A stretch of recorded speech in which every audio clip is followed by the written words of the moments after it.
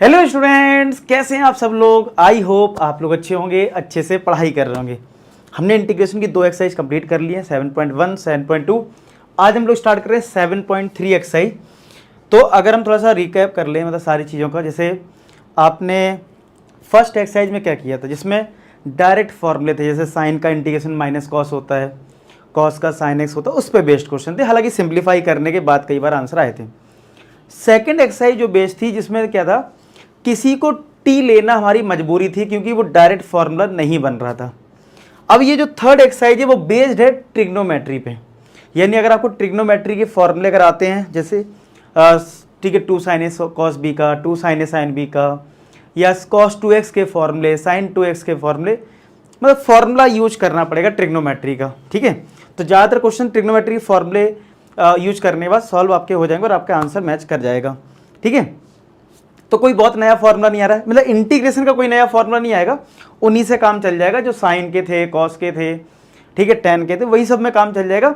हाँ, बस ट्रिग्नोमेट्री से आपको उसको पहले सिंप्लीफाई करना पड़ेगा, तब आपको रिजल्ट मिल पाएगा। ठीक है, तो सीधे हम एक्सरसाइज स्टार्ट कर सकते हैं।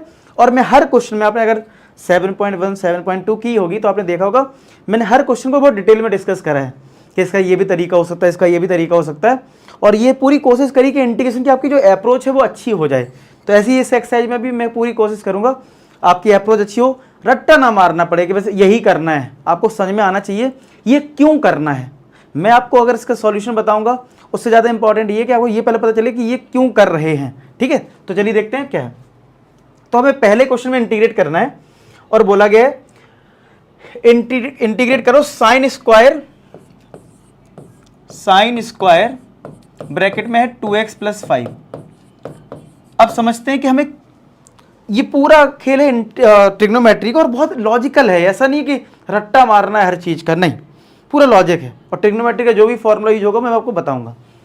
अब स्टार्ट करते हैं, साइन स्क्वायर आ गया तो आपके माइंड में क्या आएगा, यार मेरे पास साइन का तो फॉर्मूला है, स्क्वायर का नहीं है।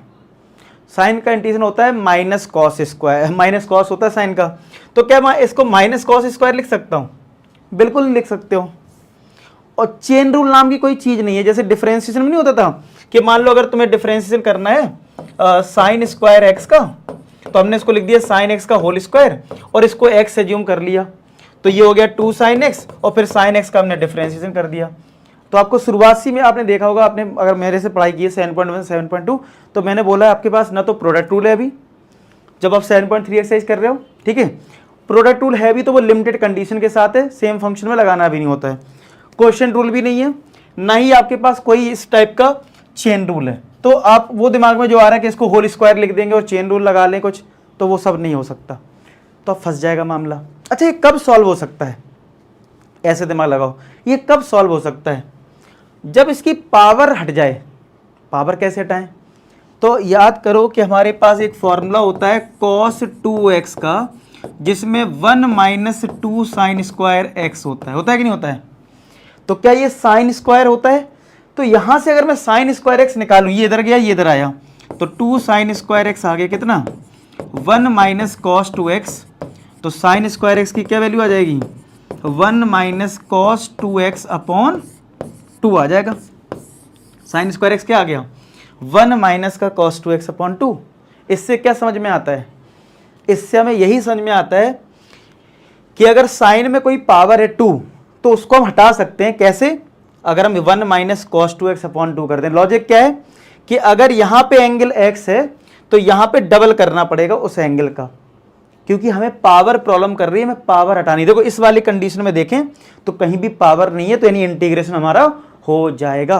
पूरा लॉजिक है ना? बताओ, इसमें ऐसा तो है नहीं कि मैंने बस ऐसी कुछ भी कर दिया, नहीं, पूरा लॉजिक है ना कि स्क्वायर का फॉर्मूला नहीं है तो स्क्वायर मुझे हटाना है, तो कौन सा ट्रिग्नोमेट्री का फॉर्मूला लगाएं, बस उस पर जरूर आपको दिमाग लगाना पड़ेगा। तो चलो अप्लाई करते हैं। इंटीग्रेशन साइन स्क्वायर की जगह ये लिखना है, तो आ जाएगा 1 - का कॉस। अब देखो ध्यान से, यहाँ पे एंगल x है तो इस एंगल का डबल हो गया कितना, 2x। तो इस एंगल का डबल करो, कितना आएगा, 4x + 10 आ जाएगा अपॉन 2 ब्रैकेट क्लोज dx। ठीक है, क्लियर है यहाँ तक? मैंने क्या करा, 1 - cos 2x यानी एंगल का डबल कर दिया, तो 2x + 5 का डबल करा, 4x + 10 आया। अब इसको कर दो इंटीग्रेट, 2 तो बाहर कर दो, 1/2 बाहर हो जाएगा, और इसका इंटीग्रेशन अलग कर दो, यानी कि 1 का integration minus cos 4x plus 10 का इंटीग्रेशन, इसका इंटीग्रेशन अलग कर देते हैं।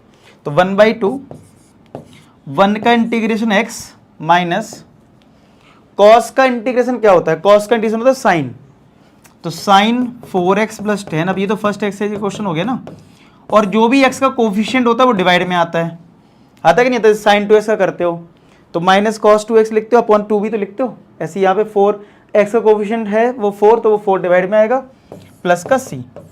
आप चाहो तो 1/2 का मल्टीप्लाई कर लो और बाकी अपनी एनसीईआरटी से आंसर चेक कर लेते हैं। तो फर्स्ट क्वेश्चन का आंसर x/2 यानी मल्टीप्लाई कर दिया। आप नहीं भी करोगे तो फुल मार्क्स मिलेंगे। आपने देखा होगा एनसीईआरटी में कभी कॉमन लेते हैं कभी नहीं लेते हैं, वो एक अलग बात है। कॉमन लेके ज़्यादा सिंप्लीफाइड आंसर माना जाता है, लेकिन अगर कर रखा है तो मैं कर जरूर देता हूँ, लेकिन कंपलसरी नहीं है, बिल्कुल रटना नहीं है।